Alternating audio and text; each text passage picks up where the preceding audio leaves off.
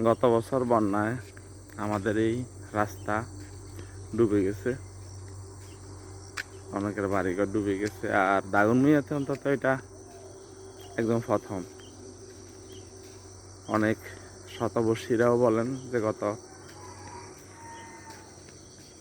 100 বছরের মধ্যেও এটা দেখা যায় না এরকম।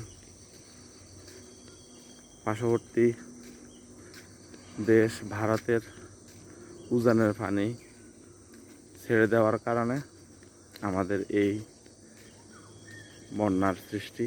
এখন এবারও যদি এই বন্যাটা হয়, যদি এরকম পানি ছেড়ে দেয়, পানি তো অনেকে ধরে রাখতে পারে না, পানির গতি নিচের দিকে।